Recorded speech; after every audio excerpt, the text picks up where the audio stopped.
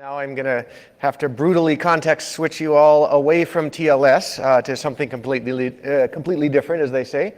This is, I'm presenting on behalf of my colleagues both at Yale University and EPFL who are involved in this. So what's the problem we're trying to solve? Well, the internet networking ecosystem depends on a lot of different types of authorities. And well, you know, hopefully they're always trustworthy, right? But well, not quite, as most of you are all well aware. They get certificate authorities get hacked, randomness or lottery authorities get hacked, code signing keys get accidentally leaked, or even just accidentally uploaded to the internet for everyone to sign their own malware with. Even really, you know, very basic functions like telling the time is surprisingly fragile, as we've been learning. And so in this talk, I want to talk about, you know, first about the trouble with trusting all of these authorities, and then kind of set out a grand challenge of figuring out how to decentralize the authorities, and then present a first baby step toward that, which is achieving transparency through what we call decentralized witness cosigning. And I'll present a particular scalable protocol to implement this, an evaluation, some comparison with prior transparency approaches, and conclude. Yeah. So what is the issue with all these authorities that we're depending on? Well, the issue is any user like Alice, when her client or her device needs to do anything like synchronize the clock, browse the web, send a text message, download a software update, she's got to know how, her device has to know how to securely connect to all these services. And that typically relies on deferral to some authority, right? So some authority has to say what Amazon's SSL public key is, or Bob's IM public key, or the latest version of this iOS or an application. And this typically happens by the authority signing some kind of statement saying, here's the time, the Bob's public key is X or whatever, right? The hash of the latest iOS is Z. Now, this leads to a number of problems. The most obvious one is, well, what happens if the authority is compromised in some way? Well, a compromised authority allows an attacker to create lots of fake, fake versions of these kinds of services and misdirect clients into doing really bad things, and basically affecting a lot of clients at once. A second compounding problem is that client machines often depend on a lot of different authorities, and they kind of accept anything that a lot of, like, hundreds of CAs say as the truth, which means the attacker only needs to find the weakest link, the easiest to attack. And the attacker wins. So we kind of get weakest link security. Another slightly more subtle problem is because most of these statements that authorities made are cryptographically validated, secret keys are portable. If an attacker is not constrained to compromising an authority in place, they can kind of leave it there, the version in Freetopia that let it behave correctly, but steal the key and take it somewhere else in the world and create an evil twin, or as many evil twins as the attacker wants. And use it on the attacker's turf in a more controlled environment where the attacker can reduce the risk that the attack will be discovered, right? So this is, and we'll come back to this later. But then finally, the fourth problem is that just increasingly kind of everyone wants into this compromising authorities kind of pastime these days. Governments around the world, including governments fairly close to home that like to try to compromise software update type authorities, let's say. So what can we do about this? So I'm going to make, a bold claim that, well, maybe not very bold, that we should just have to assume that no individual hardware, platform, software system administrator or authoritative organization can be expected to be completely invulnerable to compromise or coercion. And we need to do the very old, conceptually very old thing of splitting trust more widely. And we need to build systems that resist compromise by individual participants and build move weakest link architectures to strongest link architecture. And I think a nice example of how this is kind of done is in the way that Tor handles its authority. Tor needs a somewhat centralized authority called the directory authority, but it's somewhat decentralized too by splitting it across 9 or 10 different nodes that have to kind of have a majority vote, have to kind of sign off in a majority on any view that the Tor clients will authorize. Now, so this is great. This is better than purely centralized, but we can ask the question, given the level of sophistication and motivation of a lot of attackers, is it unrealistic that some attacker somewhere might be powerful enough to either hack or coerce and steal the secret keys of, say, 5 critical directory authorities, and be able to use those to create fake versions of the Tor directory or any other directory for targeted clients. So this is where the second key point comes in, which is scale. So we need to raise the compromise threshold, not just from one, weakest link security of 1 to, a few devices needed to be compromised. But for really security critical things, I think we need to raise the compromise threshold and figure out how to build systems where hundreds or thousands of parties around the world would have to be compromised in order to break the system completely, right? And I'm not going to claim that there's a particular magic number in terms of the scaling that we need to get to, but I'm just going to say that we need to architect systems so that we can split trust so that incorporating all the diversity that makes sense is possible. So for example, could we envision decentralizing the TLS certificate process across all of the hundreds of certificate authorities?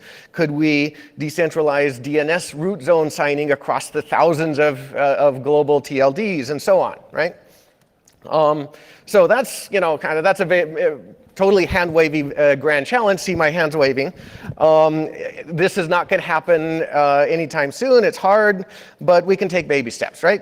So what kind of baby steps we can take? So the baby step I want to focus on in this talk is just ensuring transparency. So we can't necessarily ensure that the authorities are going to be good or going to be not compromised, but can we make sure that whatever they do, they're exposed to public scrutiny?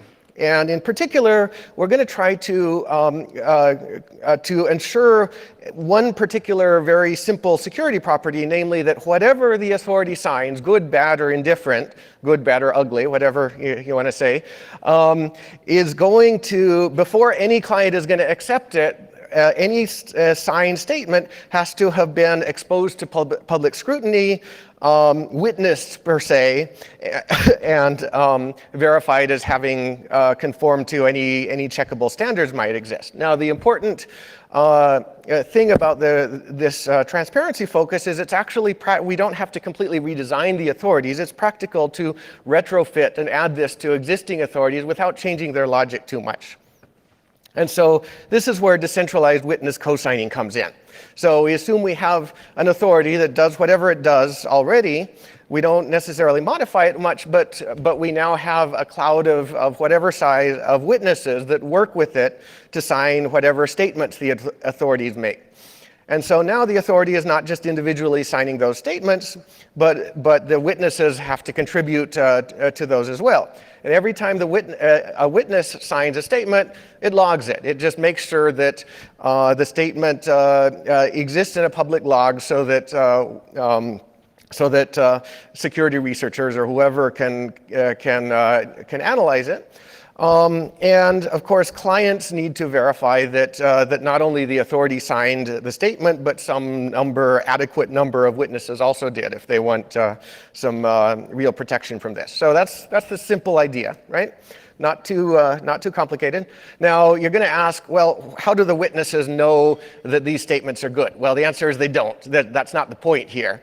Very likely only the authority really is going to have the information knowing about who a particular public key belongs to or how a particular software image was created.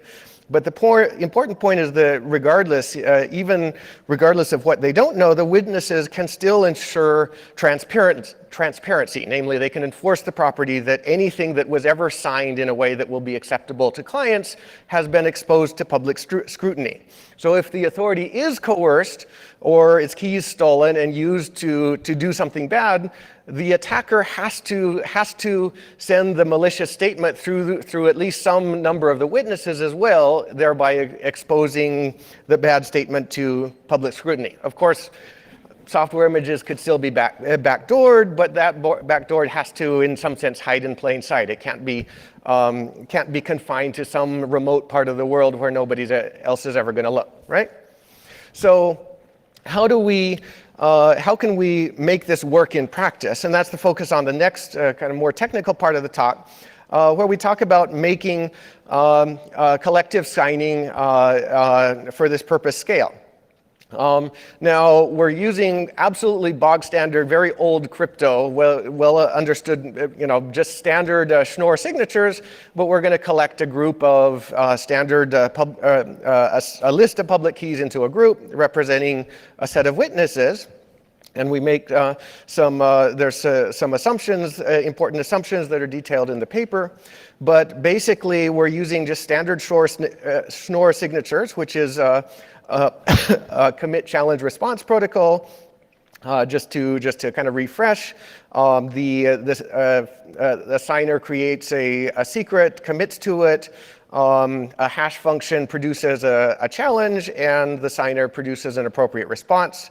The verifier uses those to reconstruct the commit and check it. So there's nothing new or important there. And it's also well known, already well established, that this can be extended into multi-signature protocols where multiple participants work to create one signature. Basically, the way it works is you combine the public key using the standard homomorphic properties of the crypto system.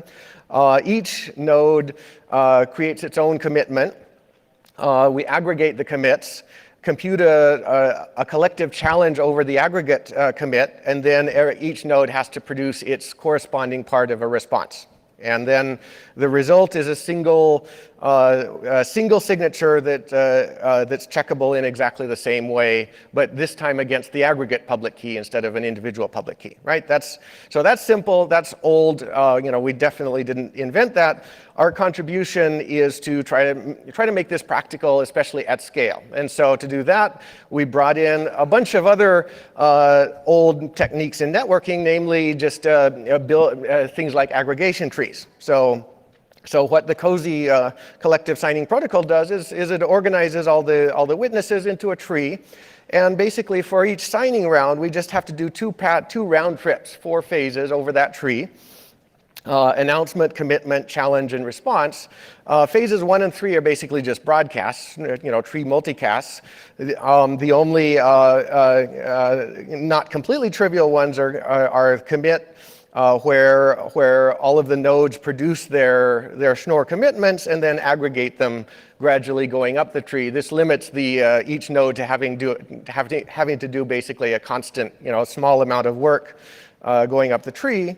And then we produce the collective challenge based on the aggregate commit.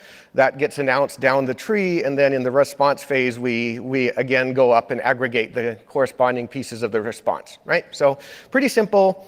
An important caveat, what happens if one of these servers is missing, right? So, unfortunately this happens, and it's certain to happen if we have 100 or 1,000 witnesses, right? So we got to be able to deal with that. Fortunately, it's not too hard. There's various ways to do that that we explore in the paper, but the simplest way, just to summarize, is If one or more servers are down, we just proceed anyway. We create a collective signature that's not going to, based on a modified public key, that we just basically subtract out the public keys of the missing server and create a collective signature for the remaining ones that did participate. And then in the collective signature, we just include a bit mask that says which witnesses did and did not participate. The verifier can use that bit mask to recompute the appropriate collective public key for the set of servers that did participate, and therefore check it that way. This also preserves the transparency, ensures that the verifier knows exactly which witnesses did and did not participate, and allows the verifier to use non-trivial, maybe not just a simple threshold, but arbitrary criteria to decide whether the signature is acceptable or not. Okay? So there's a bunch of variations and details. I'll just refer to the paper. The next question, though, is how scalable and useful is this? So we experimented with this on DeterLab to see how far we could push it in terms of scalability. We managed to push it up to like 32,000 nodes. Server processes running across 64 physical machines. Of course, at those scales, these are heavily oversubscribed and running dog slow just because of their oversubscribed. So in a sense, these are conservative results, at least for the large scales. But we also imposed 200 millisecond round trip latencies to simulate really wide area latencies. Even at these fairly conservative configurations, basically the upshot is Cozy, with these techniques, Cozy scales really easily into the thousands of witnesses and even into the tens of the thousands, whereas kind of the standard approaches like Shamir secret sharing or just collecting a bunch of individual signatures runs out of steam a lot earlier. Similarly, with verification cost, if you can cache the right aggregate public key across verification rounds, the cost is basically flat, regardless of just the cost of a single conventional signature verification, regardless of the number of the size of the group. And finally, the actual signature size, since we're only storing a bitmap instead of a whole bunch of signatures, we get basically about a 500x size shrinkage with respect to just a bunch of ED25519 signatures. I'm running out of time, so just a quick comparison with prior, you might have heard of prior transparency approaches like certificate transparency and various ones in this domain. The important distinction is that prior transparency approaches require everybody to gossip. So you have these witnesses that watch the authority. If the authority goes bad, then all of the other stakeholders kind of has to compare notes and gossip in order to notice that something's wrong. Now that's going to work great if everybody lives in Freetopia and can communicate without restriction. But what if say Alice is in a different country called Tyrannia, where she's behind the great firewall run by the evil General Rex and can't actually get to most of these good servers and can only get to the bad compromised authorities and fake log servers, right? So the point is, if you're dependent on gossip for transparency, that can fail in any context where the attacker can prevent or control the gossip. In an extreme scenario, what if the attacker actually controls the target device and wants to, say, secretly coerce the device's vendor to sign a backdoored software image? Well, you might remember something like this kind of happened recently, although not all governments are always quite so forthcoming as the FBI was in this case about what it wanted to do. So the point is, a phone that's sitting in a sealed forensics lab can't gossip to report the backdoored software image that was signed by whatever, secretly signed. But if the device insists on seeing a signature that already encapsulates, binds in the certification that this thing was widely seen, there is hope of dealing with this kind of, at least ensuring that we know when something like this is happening. So in conclusion, it works, it's there. You can get the code in a binary and source form. We're trying to make it very easy to incorporate it in applications, other kinds of authorities. And it's, of course, still experimental, but there's a lot of ways to deploy it and experimentally, and we want to work with anybody who's interested. So finally, collective signing has other uses. If you're interested in blockchains, come to Usenix Security and see Lefteris, my student, talk about how to use them to improve blockchains. So in short, we need to decentralize the authorities, but as the first step, let's make them all transparent with decentralized witness co-signing. So thank you, and I guess there's not much time for questions, but that's up to you.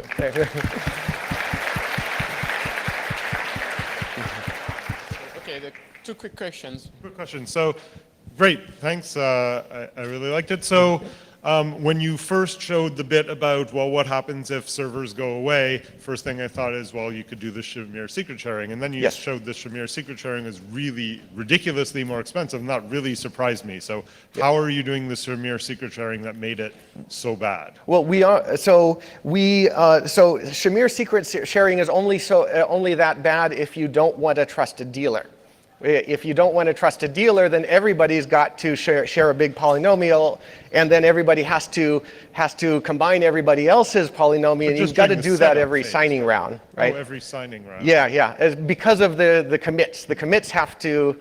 So now this is specific to Schnorr signatures. If you do this with BLS signatures, Dan Bonet actually very helpfully pointed this out. You can get around that potentially with BLS signatures, right. But with Schnorr signatures, I think you actually can get around it with Schnorr signatures. Maybe, yeah. That's quite possibly. Maybe we're doing something stupid there, but okay. Yeah. Mm-hmm. Yeah, can you, John, so can you talk a little bit about how things work that change over time, like time, or maybe you get geolocated IP addresses or something, and you sort of, there's a natural inconsistency in those things? Can you clarify what's changing over time? So for example, the simplest one is time. Right, so you get something. It's 3 o'clock. No, it's 3:01. Yes.